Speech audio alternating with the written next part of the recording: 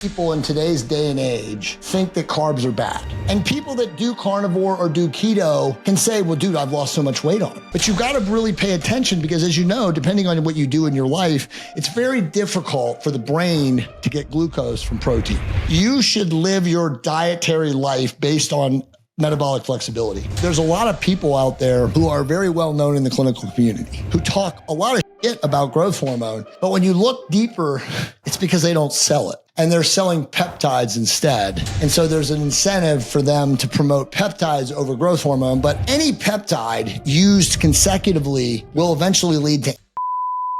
In the next 3 to 5 years, we are going to see some of the most amazing things ever. All you'll have to do is just eat right and train. The people with great genetics are going to look like mutants. I mean, it'll be like X-Men.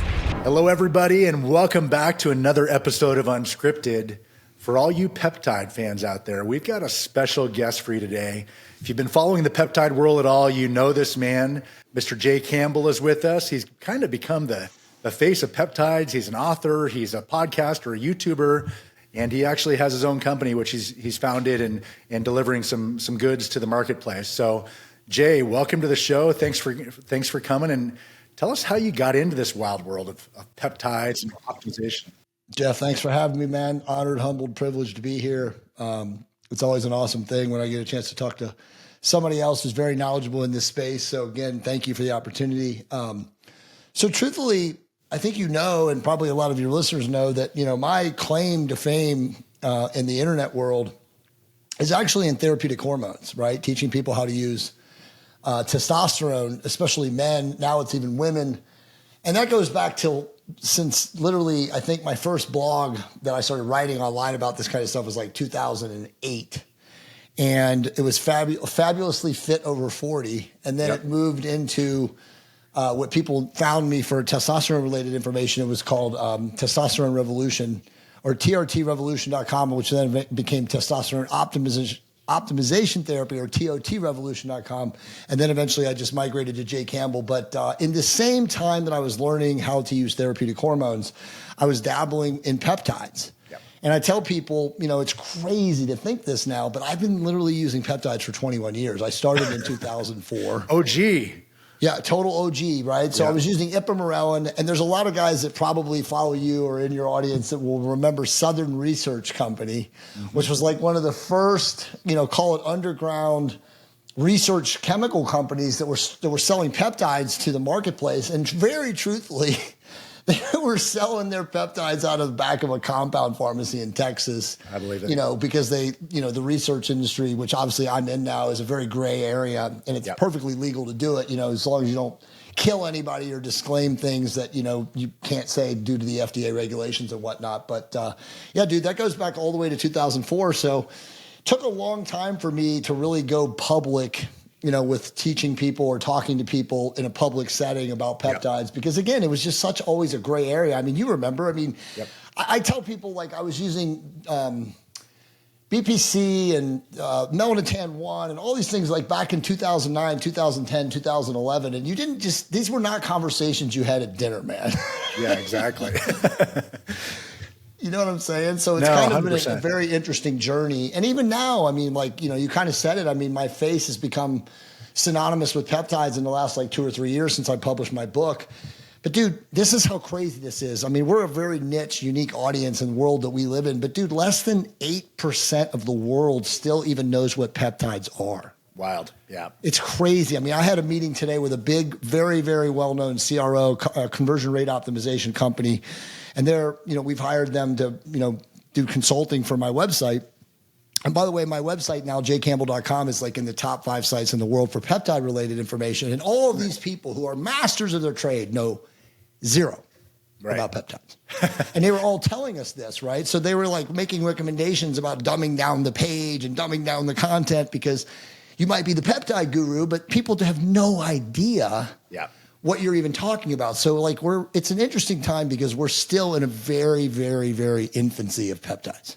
No, I think that's really well said. I mean, we're in it every day, right? So we think everybody's talking about it, but I mean, you nailed it. It's still very, very new. We're probably in the first or second inning, if that. With all it might not even be in the first inning, dude. It literally might be. We might be first like pitch. the opening pitch, right? Yeah, opening day. The first pitch hasn't been thrown. Yeah, no, that's a good analogy. And just to go back to kind of how far we've come as far as hormone optimization and everything, I remember going into a clinic, this was probably around the same time you were rolling, and getting my hormones tested and realized I had low T. And it was almost like very taboo. It was kind of like, I tell people, it's kind of like walking into the back door of a porn shop. Like, you kind of kept your head down. It was kind of weird, but it's come so far. And I think you're a big part of kind of getting that to be more mainstream, less taboo, more acceptable, just with education, right? So I literally, very truthfully, when I first started doing this, and I tell people this all the time, I would tell them, because I'm a super transparent guy, I would say, well, because they would ask me like, how do you look so good, And I'd be like, I use therapeutic testosterone. Yeah. And they would literally look at you like, ooh, steroids, exactly. Right? Or they would 100%. Say, fascinating, tell me more.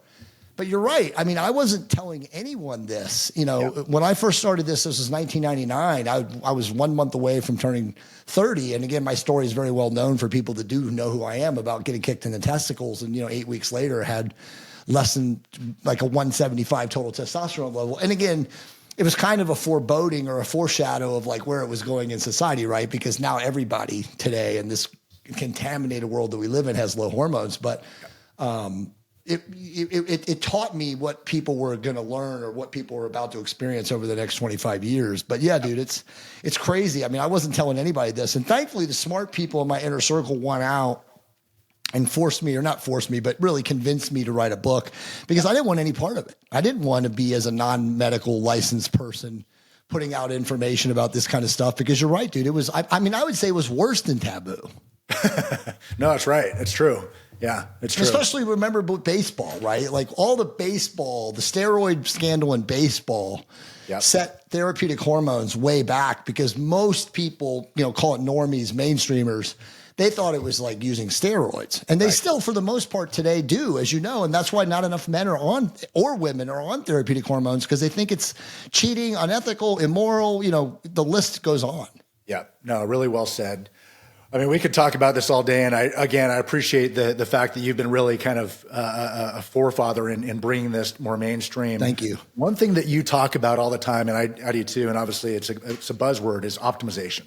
Yep. And I've heard you, and I use the same analogy. There's kind of like this trifecta of optimization. Exactly. Where you have hormones, you have kind of the pancreas and insulin and blood sugar, and then you have the thyroid. Yes, Can you talk a little bit about that? Explain how you kind of look at that? Yeah, man, no one has ever said that to me, man. So you must have either watched a recent podcast that I did or you're just way smarter than I could ever imagine because I had to figure that out. There was no doctors that were telling me that. And very truthfully, I've worked with some of the best doctors in the world. If they didn't work with me, I think I had the TRT roundtable that was huge on, in the early days of testosterone back in 2015, 16, and 17. I had the great Dr. John Kisler, Dr. Jim Meehan, both, by the way, may they rest in peace. I mean, great TRT doctors. Both have died in the last 3 to 4 years. Jim died of cancer and John killed himself, very unfortunately. But I've been blessed to like really learn all this stuff. And, from working with these great guys and then just doing my own deep dives and guinea pigging myself and doing different delivery systems, you start to realize that you can't, you got to look at it as like the three-legged stool, right? So like you said, you've got the endocrine system, which is testosterone, progesterone, estradiol, and then you've got your downstream like pregnenolone and SDHEA and other stuff.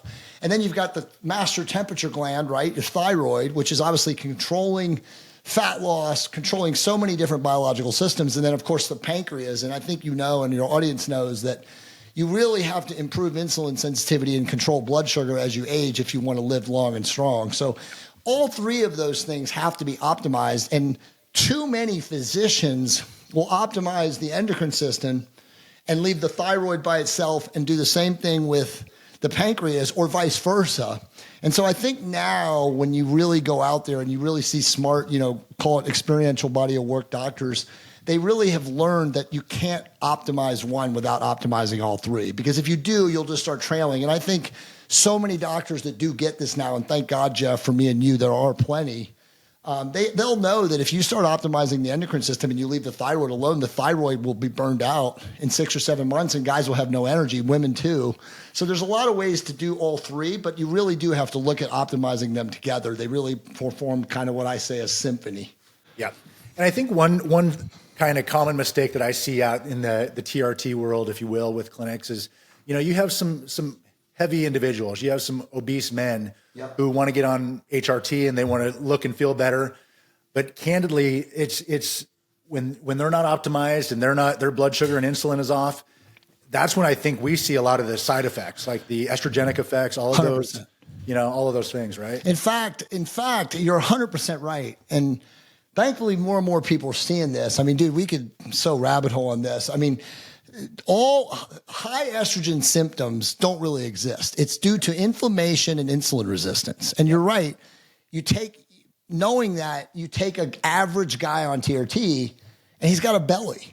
Yep. And what is he doing? He's injecting an inflammatory substance of testosterone, depending on the oil. God, if it's cottonseed oil, it's even worse, right? But depending on what the ester and the stabilizing agent is, they're injecting it right into the visceral fat.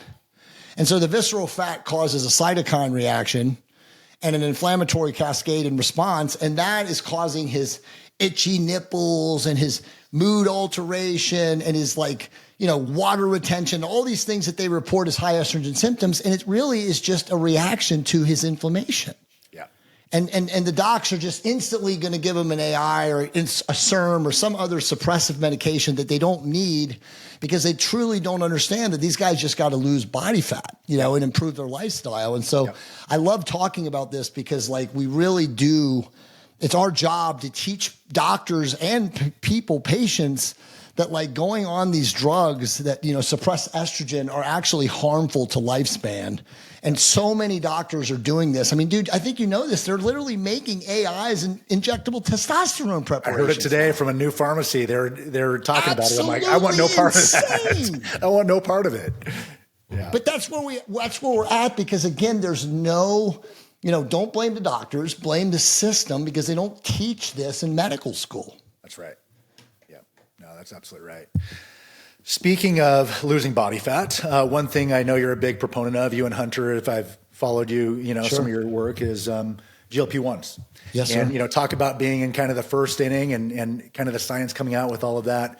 Talk a little bit about kind of your experience with that, what you've seen, where you think we're going with GLP-1s and kind of the future versions of that. So GLP-1s, without a doubt, are the greatest drugs in the history of medicine. Now, that's a strong statement, because the majority of people who are experienced or exposed to GLP-1s think the opposite.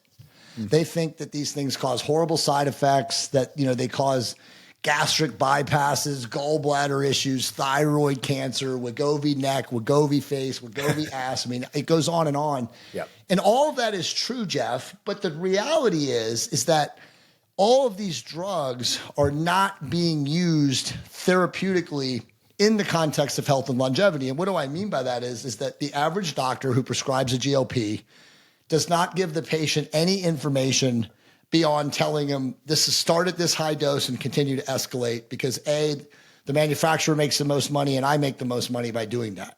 Yep. So they're not teaching the patient who's on the GLP that they also, and I'm not going to go this down rabbit hole, but I have a 10 commandments of GLPs, but you also have to eat enough protein. Yep.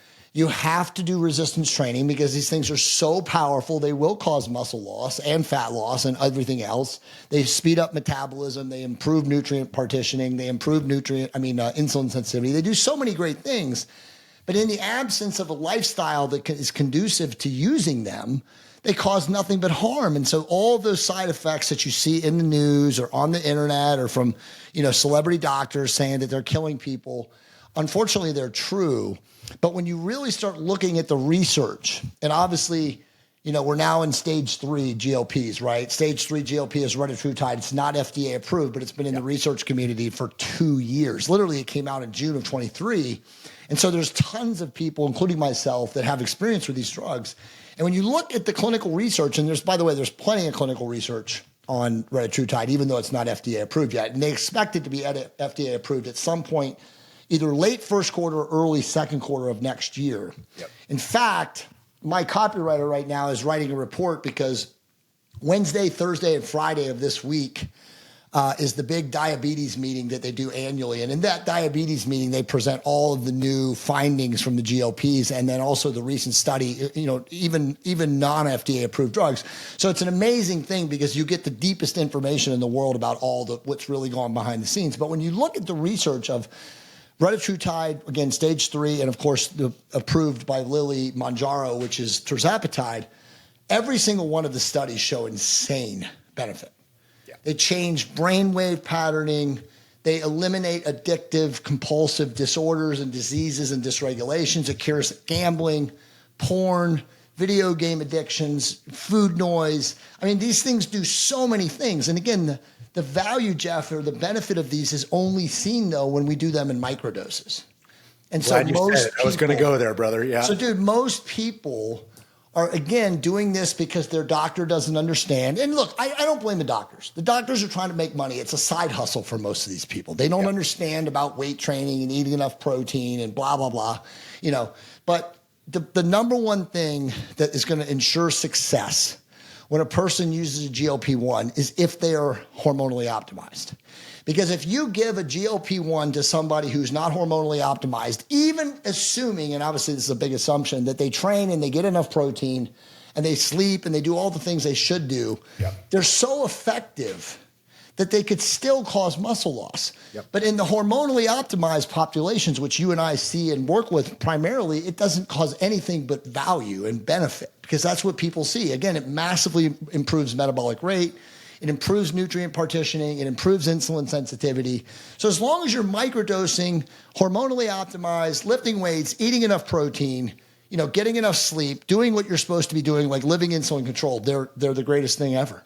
Totally agree. I mean, I microdose and I tell people all the time, it does help and it keeps me lean and feeling good and all those other things. Yes. But what I really noticed is it took away that kind of little bit of a brain fog that I would sometimes have, right? Or that afternoon kind of, slump a little bit. 100%. It eliminated that. It totally does. And for women primarily, because that's what it does for us, it eliminates food noise. Yes. Because as you know, women are emotion-based eaters. And so even lean women will have like a sugar crush in the afternoon, or they'll think about like some sort of emotional based connection to some sort of shitty, vice food that they want to eat. You take a tiny, tiny, tiny microdose of these things and it eliminates it completely. Yep. Speaking of that, I was talking with a new pharmacy today, and one of the products that they're just releasing is a blend of Sema and Terz combined, and they're trying to kind of use it synergistically. What's your thought on using them together? I think so. This is just my opinion. I think SEMA is worthless, but I know that it's still got value, and I'll explain why I say that. It still has value because in the script world, people are getting scripts for SEMA, right? And they got deals through GoodRx and all the different various drug discounters. So, does it have value? Is it utilitarian because it suppresses appetite? Of course. But the real blend that will really make the most sense, it's already out there in the research community, we don't sell it yet, but I'm sure we will, is cagrilintide, which is an amyloid receptor blocker, which again, works a different receptor in the brain. It actually tells the brain to not eat shit. Combined with tirzepatide as a stage 2 or a retatrutide as a stage 3, that's going to be the ultimate blend because that's going to work on the brain saying, oh, I don't need to eat that. And then you're going to get the metabolic lift from either the stage 2 or the stage 3. But I mean, is it a decent product, for people out there that have scripts, and have an ability to get it through their insurance? It is. But I just don't like SEMA anymore because I feel like we've pushed so far beyond. I mean, like, why would you use a stage 1 when you can just use a stage 2 or a stage 3 with a better, less side effect, built drug like a cagrilintide? Because again, this, SEMA is still the most side effect ridden of all of them. Exactly. It causes nausea.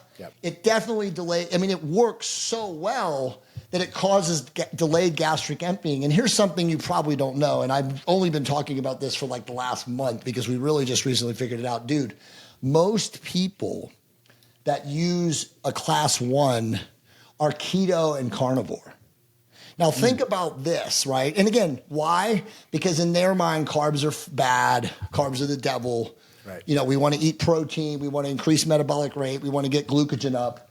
But here's the problem. Those drugs combined with those type of diets slow gastric emptying and improve and gastric motility so much that, dude, these people are not metabolizing or digesting the food because the protein is sitting there. Yep. So a lot of these people are getting these gallbladder and these other digestive issues because they don't have enough carbs, i.e., roughage, fiber in their diet, and so they're the drug, delaying gastric emptying and improving gastric motility or slowing gastric motility so much is actually causing digestive issues.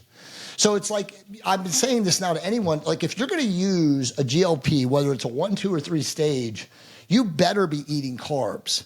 Because if you're not, you are going to have digestive problems. And I'm telling you, dude, like if you look into every one of these lawsuits out there for these people that said they had gallbladder or gastric or blah, blah, blah, you will see that all of those people were eating a low carb or a keto or carnivore type diet and the food's just not digesting. Because again, the drug works that well. Yes. Jay, that's so good. I'm glad you mentioned that. It makes intuitive sense, but I think you're absolutely right. No, that's great. People need to hear that. Think about how many people in today's day and age think that carbs are bad. Yep. Right? And people that do carnivore or do keto can say, well, dude, I've lost so much weight on it, And again, obviously, if you restrict carbs, you restrict sugar, and you increase glycogen by eating nothing but protein or, high protein, low carbs, you will initially get weight loss. But you got to really pay attention because, as you know, depending on what you do in your life, it's very difficult for the brain to get glucose from protein. Yeah. And so eating, and again, I don't want to make this a nutrition discussion, but I always tell people, like, you should live your dietary life based on metabolic flexibility. What do you do? Are you a lifter? Are you a triathlete? Are you a swimmer? Are you an athlete? If you're any of those people, you got to have carbs. Yep. You just have to get your carbs when you're deserving of them. The great Charles Poliquin used to say that. You get your carbs when you deserve them. Yep. So it's like you eat carbs post-workout, pre-workout. Yep. You don't slam 400 grams of carbs at 8 or 9 o'clock at night before you go to bed because that's how you're going to get fat. But again, that's the standard American diet, bro. 100%. No, well said. That's what people do. Yep. Well, let's get into some of the peptides out there, specifically for men. I'd like to talk about men first.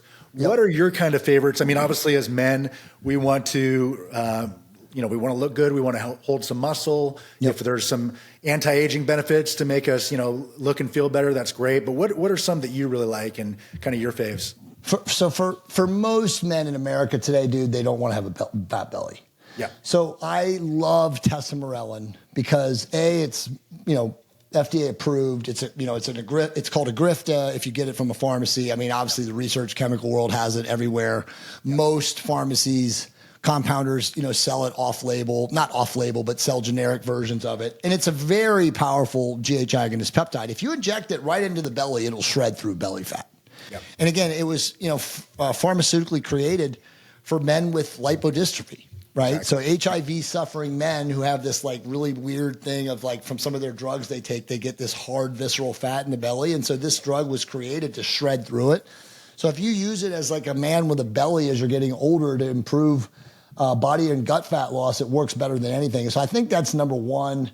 Depending on what you're looking for, I mean, obviously I recommend, I know you do too, that, if you have belly fat and you're a middle-aged man and you're aging or whatever, let's say you're 40 and up, you should be on therapeutic testosterone.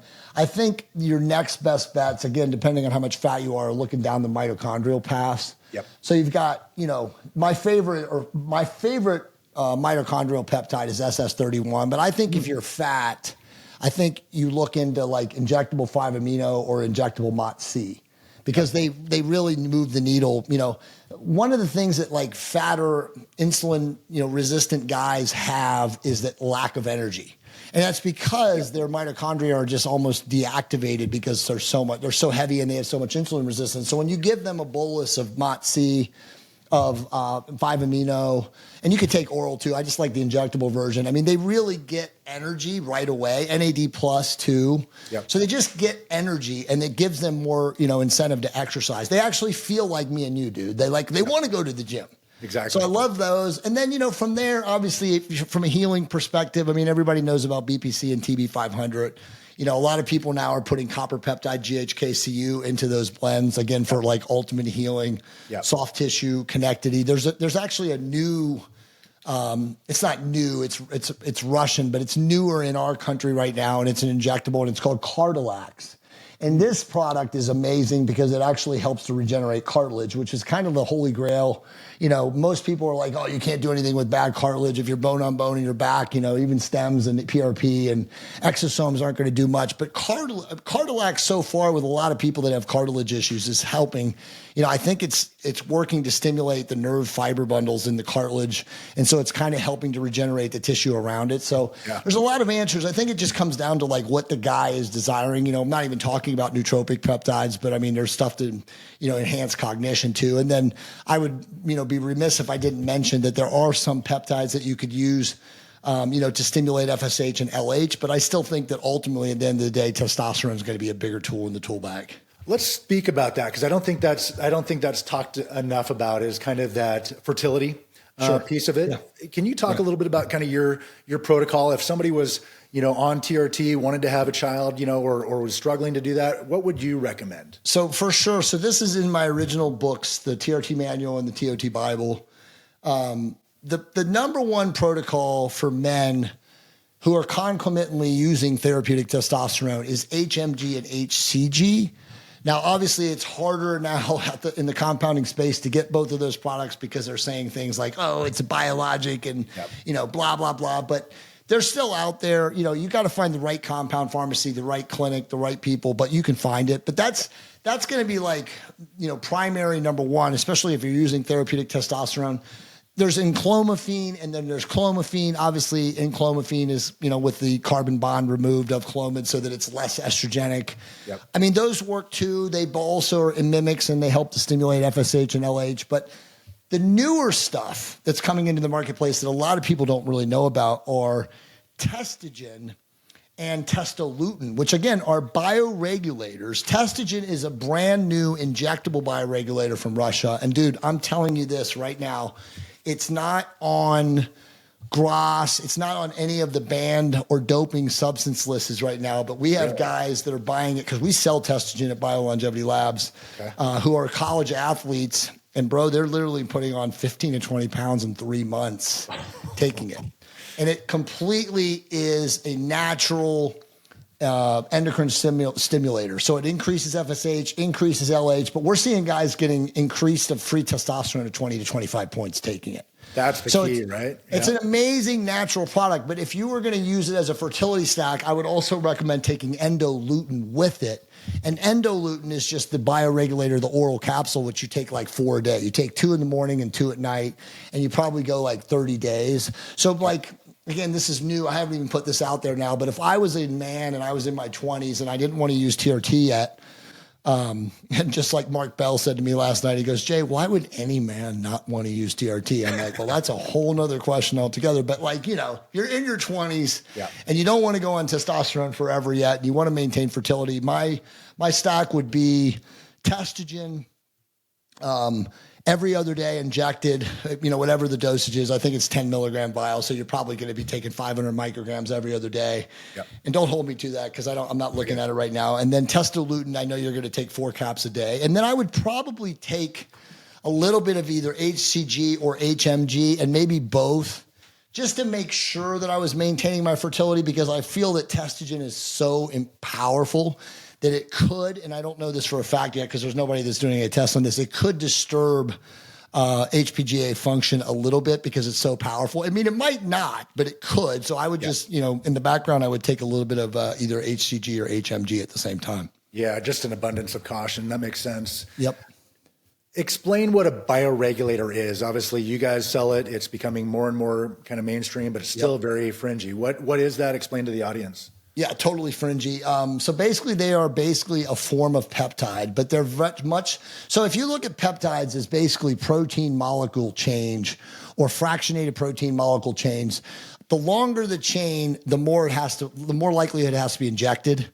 And the shorter the chain, the likelihood that you can actually swallow it as an oral capsule. Now, the beauty of bioregulators is Again, these are all created in Russia. They go back to the 50s, actually the early 40s. So they have actually published research in Russia for literally 6 decades.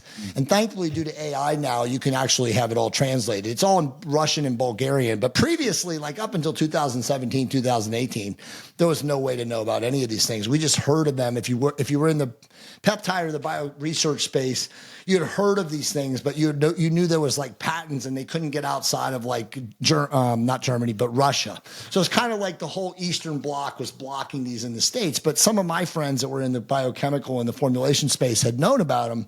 And we were all told that they were oral capsules and that they were literally biological system and organ system specific. And what that means, Jeff, is they literally are not like, allopathic, petroleum distillate medications that obviously when they break down, they cause side effects, to different systems. These products don't break down into petroleum distillate byproducts. They just break down and they actually take advantage or target the tissue or the organ system that they're designed to do without side effects because they're totally natural. They're completely biomolecules and organic. So they're pretty amazing. And I'll give, because everything I just sounded was like, what the fuck is he talking about? The best way to explain it is there's a product called Libidon for the prostate. And as you know, and I'm sure a lot of your audience knows, as a man gets older, dude, our prostate grows, right? It becomes, what is known as BPH, which is benign prostate hypertrophy. It swells. It causes a loss of urine flow. It can also do some weird inflammatory responses into all that, endocrine machinery down there. And so as we get older, if we can, if there would be something that could specifically target the prostate and reduce the size, it would be a genius thing. That's exactly what Libidon does. Wow. So you could take Libidon for let's say you're a 50-year-old man or plus.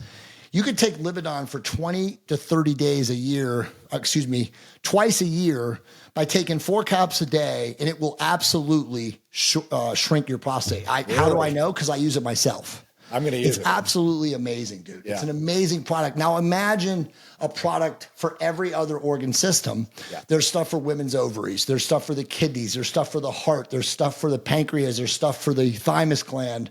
There's stuff for the liver. I mean, it goes on and on and on. And so every one of these things are amazing. It's just not enough people know about these yet. And they, very truthfully, they just came into the country as of late 2023. That's when they came into the United States. How would people learn more about those? I mean, obviously you're doing a great job of kind of talking about it, but how would people get educated? I get asked this question every day is, how do I learn more about peptides? How do I learn about, all of these things? This is going to sound self-serving. There's literally one site in the United States that will tell you about it, and it's jcampbell.com. And the only reason that is that we saw this 2 years ago, and we said, you know what, we can own Google by putting out authoritative, deeply researched, very lay written articles on each one of these individual bioregulators and how they actually function and work, systemically in a human body. And so we've probably written an article, I want to say on about 33 of them, and there's technically 48 that are available for commercial use. Now, there's way more than that. Just as there's way more peptides, right? Yep. But it's like right now in the world, we're only in the pharmaceutical space or the research space, we're really only putting out the stuff that people know about and purchase, because obviously you can't manufacture things that nobody has any understanding of. But I personally think, like we said, we're literally before the first inning. I think in the next 3 to 5 years, we are going to see some of the most amazing things ever. You talked about GLPs. I mean, I'm telling you this right now, dude, like there's stage 4 and stage 5 GLPs coming. Yeah. And the stage 5 GLP will literally target myostatin inhibition and speeding up or increasing brown adipose tissue in the upper back. So, I mean, basically a person will be a mutant. Seriously, like a person will literally not have muscle loss. They'll prevent muscle degradation through the myostatin inhibition, and then they'll increase body fat or brown adipose tissue increase, which will actually increase body fat deposition naturally. So, I mean, all you'll have to do is just eat right and train, and the people with great genetics are going to look like mutants. I mean, it'll be like X-Men. Yeah, wild. That's where we're going with this. And seriously, the bioregulators, there's so many more. I mean, we just literally got 17 of the injectable bioregulators. And we're really like the first company right now in the United States. Peptide Science has got some of them now too, because they're competing with us. But we're one of the first companies that's really out there pushing these things. And like I said, I mean, Testogen is one of them. And as I told you, like we have kids that are in college that are like, I can't say, what level they are because I don't want to protect them, but they're telling us about 15 to 20 pounds of muscle gain in 2 months injecting this. And they're completely natural. Right? They're not considered banned substances. They're not anabolic steroids. They're not testosterone, but they obviously work in very similar pathways. That's huge. That's huge. It's crazy. Yeah. One thing that I've heard you talk about is HGH and, using that. I'll just share my experience, competing in bodybuilding and what have you. That was a part of my protocol, right? Is to, not necessarily go crazy with it. But what I found is a lot of the negative side effects using HGH. I saw the water retention, the carpal tunnel feelings. What I've noticed with peptides, and I'd love to get your take on this, is that I get a lot of the same benefits without those side effects. And I don't know if that's something you've found, or, I know you're a big proponent of HGH. I'm curious your thoughts. So it's a great question. So very similarly, before I started using pharmaceutically graded growth hormone in pens, and I always keep this around because whenever I consult with people, I show them like what a Pfizer pen looks like. But I used Bro growth hormone. And I'd say, and what does that mean? Bro growth hormone is literally some form of generic 191 sequence amino acid growth hormone that comes out of China. Yep. And, anybody in the bodybuilding world knows that they're like green tops, yellow tops, blue tops. It's laughable. But when I used that in my early 30s, as I was experimenting, looking on hormones, I had a good friend of mine that got me some and I tried it. I used it for like 6 months and dude, all I had was water retention and carpal tunnel. I literally would go to the gym and I had what I called old man syndrome. My hands hurt, my elbows hurt. I was like, what am I doing? This is insane. And my buddy was like, just keep doing it, bro, because at the end you're going to be ripped. So I went through the whole thing and he was right. At the very end, after I dried out, I was leaner. I have some pics to show it, but I was like of the mindset like growth hormone, shit, I'm never going to use this. This is crap. And then I also fell, and again, this is now 20 years ago, but I fell into the trap of growth hormone causes potentially cancer, it can exacerbate tumor formation, latent tumors, latent moles, blah, blah, blah. So I started reading all the BS. And so I was like, okay, growth hormone is worthless. Now, fast forward, 16 or 17 years, and I started and again, during COVID, I got a hold of this pharmacy in Thailand, and they shipped me the Pfizer stuff and the pens, and I started using the Pfizer stuff, and dude, I was literally taking 1 IU of this in the morning when I woke up versus the 4 IUs I was taking of the Bro stuff. And after a week, I was like, holy shit, this stuff is legit. So no water retention, no side effects that I could notice, just better well-being, enhanced libido, and way deeper sleep. And then I would say, like, after 3 months of using it, I got a lot leaner. Yeah. And I saw the synergy, and obviously, the synergy, on paper and stuff like that, it has with therapeutic testosterone. So I became a fan. The other thing is that as great as growth hormone agonist peptides are, you have to look at a person's natural IGF-1 production. So an older person, let's say they're in their mid-50s and later, and I'm getting there, right? I'm 54. They don't have a lot. Yep. And if you were like a dumpster fire or an ex-dumpster fire and you lost a lot of weight, you probably still don't have any IGF-1 production or have very little. Yep. So the bang for buck growth hormone versus tesamorelin, ipamorelin, or CJC, you're going to get a lot more bang for buck on the growth hormone. Obviously, you have to have a source of it. You have to be able to get pharmaceutical grade. Yep. I totally agree with you with bro growth hormone. I would never touch it. I think it's worthless. If I ever use something like that, I would never touch it until I tested it. Yep. Thankfully, there's a lot of companies out there that do independent audits and tests of all drugs, any drug. They'll test ecstasy, mushrooms, anything. You can send it to them. They just independently verify it and send you a grade back. But I think all bro growth hormone is worthless. I know there's a lot of it out there. I think that because you now can get Pfizer genotropin, you can get Norditropin, which is from Novo Nordisk, which is a Scandinavian growth hormone. And now there's even a growth hormone coming out of Iran called Sinotropin. Mm-hmm. These are really high quality, pharmaceutically prepared and pharmaceutically tested growth hormones. And you can use a very small dose as an aging man or woman and get tremendous, tremendous benefit. I don't discount that you had those effects because I had those effects too. I think that it really does come down to the dosage, and I think it comes down to the brand. I don't see any of the side effects in the thousands of people that I consult with who use, 1 IU to 1.5 to 2 IUs, depending on who you are. As you age, but obviously we're all different, man, and there's all genetic outliers. But I had the exact same experience as you when I was younger using bro growth hormone, and like I said, wrote it off, and thankfully I didn't because now I love it. And I will say this too, there's a lot of people out there who are very well known in the clinical community, who I will not disparage, who talk a lot of shit about growth hormone, but when you look deeper, it's because they don't sell it. And they're selling peptides instead. Yeah. And so there's an incentive for them to promote peptides over growth hormone. But I mean, look, man, at the end of the day, if you did comparative studies and tests and you looked at people's IGF-1 elevations over time, you're going to see a better return on investment by using growth hormone. And this is very simply this. And, we needed to talk about this in this podcast anyway. Any peptide used consecutively will eventually lead to antibody buildup and formation. And basically antibody buildup and formation really is just cellular receptor resistance.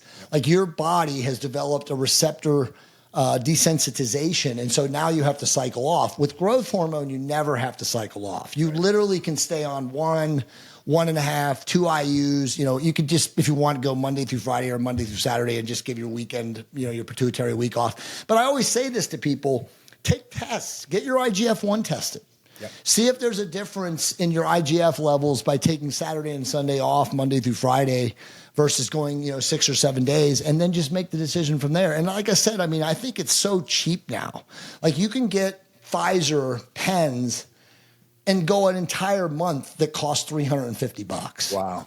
Yeah. You know what I mean? So it's like you're paying more for tesamorelin exactly than you are growth hormone. So I think it just comes down to the end user, and again, testing what might work for you might not work for somebody else. But again, am I a proponent of growth hormone or GH agonist peptides as we get older? 100%, because they really are the fountain of youth. Again, in the context of doing everything else right.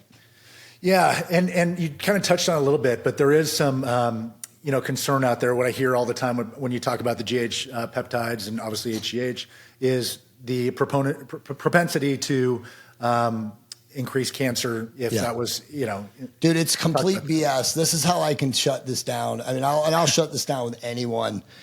Do you know where all the studies are on growth hormone? They're all in dwarfism. So they give young children who have, closed epheseal plates like in their elbows and their knees. So these are people that they're saying, oh, you're going to be 4 foot tall or less. And they give these kids, no exaggeration, dude, like a pen a day. And none of these kids have ever developed cancer. Wow. There are no side effects other than, acromegaly, right? Because you're giving them so much growth hormone that you're increasing their bone mineral density and bone growth. So they will get like pronounced chins and bigger foreheads and maybe even more of a jar head up top. But versus being 4 foot tall as a man, I think that most of those people would look like Sergeant Rock and take that, any day. But I'm telling you, there's no other side effects. And I've read all the clinical research. I've looked at also the Life Extension Foundation. There's been people that have been in that group, going back to the 70s when people actually first started using human growth hormone. And they will all, you can go read them. There's tons of you can read their essays because they're found on, different, you can go back on the Wayback Machine, and they say it's the difference. It's the fountain of youth. It's a difference between them feeling in their late 70s like they were in their 30s and being completely hunched over and brittle and not being able to work. So I don't believe that any of this is going to cause any of that. And the other thing, Jeff, and I think it's most important, is we're talking about micro dosages of this. Right. What is the risk of taking 1 IU or 1.5 IU when these kids are taking 30 IUs a day? And also look at bodybuilding. Yeah. If it was so bad, we would be seeing tons of pro bodybuilders getting cancer and all these other things, and you never see that. In fact, all those guys die of AI use. Exactly.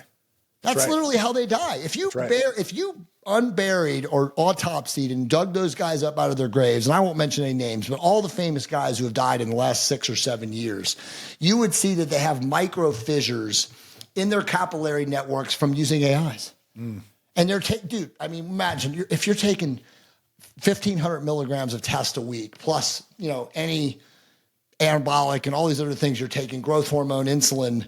Yeah. If you were going to have issues, you would see it because these guys are abusing. I mean, they're taking massive super physiological levels and you don't see it. But what they don't see, because they're not doing autopsies on these guys, is they're not looking in their capillary networks to see what the AIs are doing to their cells. But they're basically creating literally blocks in all of their vascular networks. Because, dude, AIs are literally women's breast cancer drugs. Yep. Exactly. Imagine what they're really doing when you're taking 1 to 2 to 3 milligrams a week. And by the way, that's what pro bodybuilders are taking. Yeah. I mean, they're basically shortening their lifespan by doing that 100%. No, it's well said. Not Jay. debatable. Yeah. Shifting gears to women, a little bit different animal. For sure. What do you recommend for women? What do you see out there? What do you like to use? I know your wife. So, dude, I just did an amazing podcast with Mark Bell. I'll send you the video. You probably should link to it when this show notes come out. He did a clip of it, but I'm really into this now. So women are without a doubt the most left behind group in society when it comes to hormone optimization. And I think you know why. I mean, the Women's Health Initiative, the WHI, decimated women's hormones for the last 25 years. I mean, basically it set so many women back. And again, without getting into it, these studies were in comorbid women. They were using equine, estrogen pills and whatnot. And there were a couple of the comorbid people that developed uterine cancer. And so they, as they like to do in medicine, correlation does not equal causation, but they extrapolated the data and they said, we can't give women hormones. They got to get old and dry and die. Right. And sadly, it is still like that in the propensity of women over the age of 50 in America who are getting hormones. And what do I mean by that? Dude, it is so bad. The average woman on hormones, and again, remember, the average woman on hormones is a tiny percent. Yeah. Because most women never give hormones because the doctors are too stupid or are too afraid. It's actually probably more afraid than stupid. But they're not giving testosterone, bro. They're given progesterone and estradiol, exactly, which is completely, I will just say, retarded or insane, because if you understand the pleiotropic nature of testosterone and estrogen, obviously converted from estradiol through the aromatase enzyme, you would know that all you have to do is give a woman testosterone in their 50s or 60s and give them enough, and it will literally be made into estrogen, and they will feel feminine. They will be not fertile in that they can have kids, but they will be, their vaginas can lubricate. I mean, they can literally have sex like they were in their 20s and 30s, but only if you give them testosterone. And that's where this massive disinformation, misinformation, it's insane what I see and what I hear. I mean, I have women in my private membership group that send me messages and private messages, and they also send my wife stuff. And sometimes we just look at it together and we're like, Jesus Christ. Yeah. Because these doctors are telling these women, dude, that testosterone causes cancer. I've seen it all, but I'll just say this. I'll just cut to the chase. Women do better, let's say aging women. And let's classify women as perimenopausal, premenopausal, postmenopausal. They do better on testosterone aging than men do. And why is that? Because women are literally like a dry plant. When you give them hormones, it's like giving them water. Their body blossoms. I mean, it's so insane. One of my mentors a long time ago used to tell me, he's like, look, dude, the only difference between a man and a woman in any way is the amount of testosterone that they're exposed to in utero. How much testosterone was the zygote? They're not any different. So obviously women, and again, this is getting weird now in today's day and age, right? Because most kids that come out have no testosterone, and that's why they come out confused sexually, and they don't have any identification to man or woman. They think they're cats. I mean, that's a whole nother conversation, right? But like before we had this environmental contamination, the only difference was how much they were exposed. So if you give a woman who's technically now postmenopausal, and I won't call them chemically castrated unless they've had their uterus removed, they've actually had a hysterectomy. If you give them testosterone and give them enough, they will literally be the same as they were in their 20s and 30s. Wow. But so many women don't get this. And when I talk to doctors who are afraid of giving women testosterone, again, because of the WHI, that's the primary reason. If you give a woman testosterone, she's going to get cancer. Yep. They've literally been told that in medical school. They've heard that in residence and rounds. I mean, it's insane. But like, if you understand that giving a woman testosterone and giving her enough will create all the estrogen she needs. You will literally create a woman who is happy, abundant, joyful, desiring her husband, full of libido. I mean, bro, the number one reason that divorce has happened in 55-year-old plus marriages is because the woman cannot have sex that is not painful. Yes. So the woman literally is vaginally dry. She cannot get wet because she has zero circulating free testosterone. Yep. And now the husband is sleeping in another room. The husband has a girlfriend. And, you know, the sad part is like the wife in a lot of these relationships stays in the relationship because she's like, it's not my husband's fault. I can't have sex. And all of this is so correctable and so entirely fixable. But we literally still live in a society where testosterone is taboo for women, dude. It's insane. Yeah. No, I'm glad you said that, Jay. What are there any specific peptides that you like in that peptide world for women? I mean, I know the GHKCU, a lot of like the copper peptide. So I love it. So let me give you this because I haven't given anybody this yet. I talked about it on Mark's podcast, but you know, now everybody went after me because they're like, he talks so deep and then he didn't give us dosing instructions. So this is what I think for women for testosterone, and then I'll get into peptides to make it better, synergistic. But I think if you're meaning you're a fertility age, you can still have babies. And as you know, dude, a lot of women are still having babies in their early to mid 40s now, which is great. Yeah. Those women can benefit from testosterone too. There's no one in society in this contaminated, you know, transmogrified world that we live in that can't benefit from a little bit of a microdose of testosterone. But I think and by the way, there's only two delivery systems worth of shit for women. And that's same as men, injectable and cream. Yep. And injectable is still going to be the best universally format because, as you know, injectable, there's no different way for the body to cleave the testosterone. A pellet, it cleaves it differently. Even cream, it cleaves it differently. All the other formats for women are worthless. Buccals, troches, patches, this shit's worthless. But at the end of the day, if you give her an injection, again, this is a premenopausal woman, somewhere between 3 and 6 milligrams a week. So I would obviously, as you know, just for like men like you and me, take either 2 or 3 shots. I think 3 shots is best and optimal because, again, we're keeping the body's natural production or imitating the body's natural production as close as possible. But a shot of like 2, 2, and 2, or 2, you know, 1.5, 2.5, 2.5, 1.5, whatever, 3 times a week. Now you get into perimenopausal. You get into where my wife is. My wife takes a shot of 5 milligrams every other day. So she's getting like 15 milligrams. Now, this is when it gets really weird. Postmenopausal women, especially ones that have had hysterectomies, which, by the way, bro, is like the majority. Yeah. They see a woman with like uterine fibroids nowadays and they just say, cut it out. Yep. They're so afraid of cancer and all this bullshit. So they just like, so many women have hysterectomies. They're chemically castrated. They literally need 20 milligrams of testosterone a week or more. I'm not joking.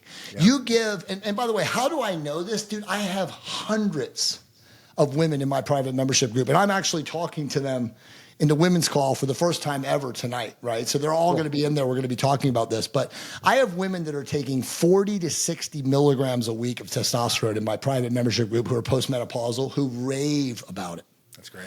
They do not turn masculine. They do not have hirsutism. Their clit doesn't swell.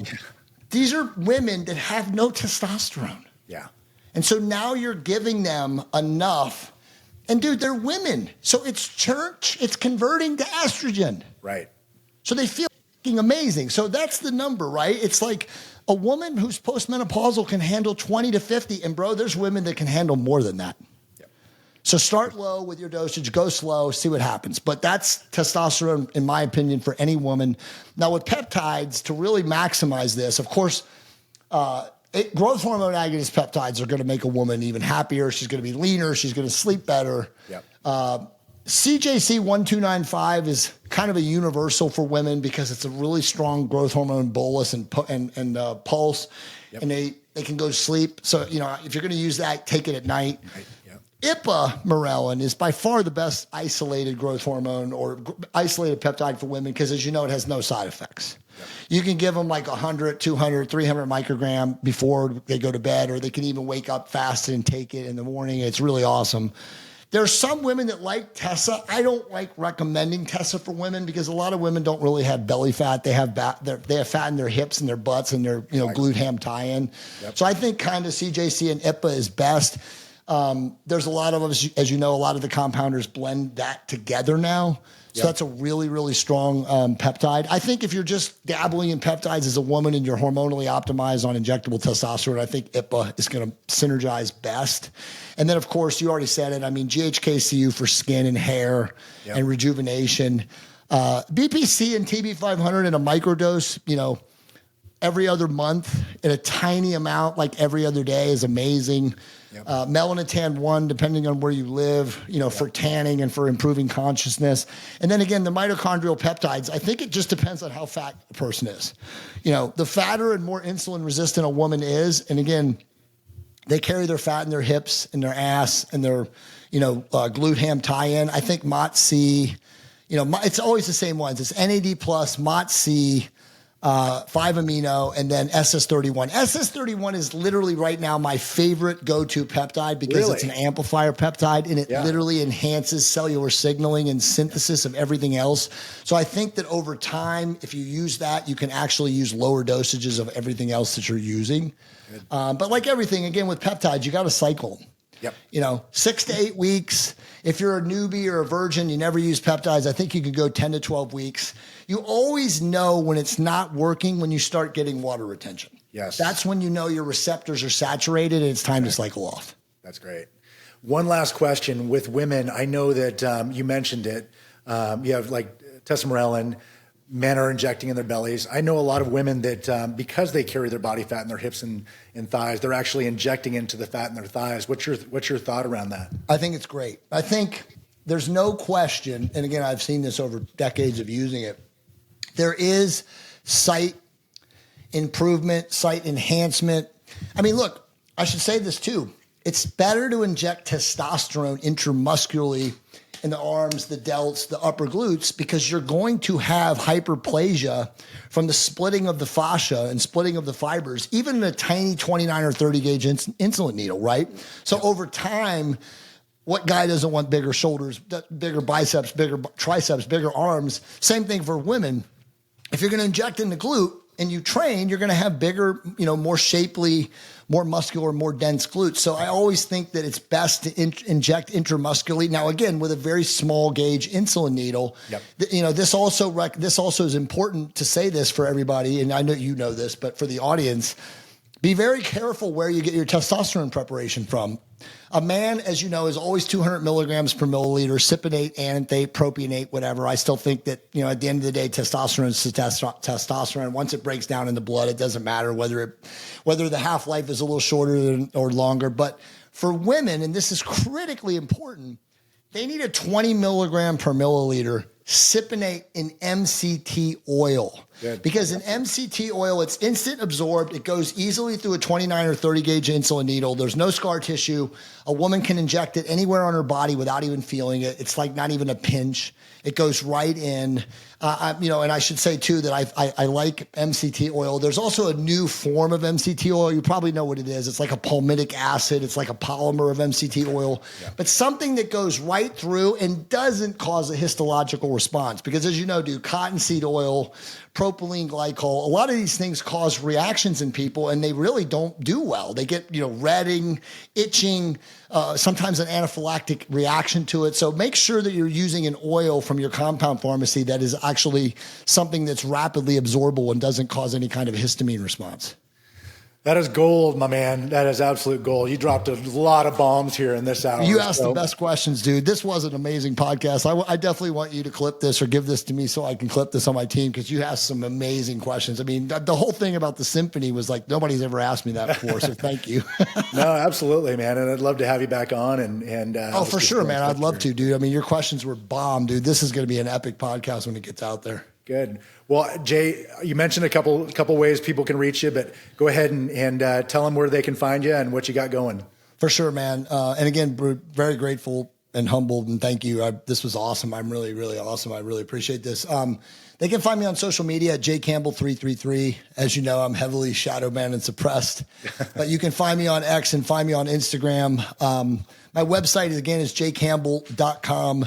tons of information on peptides and hormones and fat loss and fasting and bioregulators. And then for anybody who ever wants anything free, I always give away all my published works for free. If you go to jcampbell.com/free books, you can get a downloadable PDF copy of every book that I've written, which is last count is 5 international bestsellers. And the next one is coming. It's on GLPs. And I'm expecting to publish that by mid-August. Seeds beat me this time.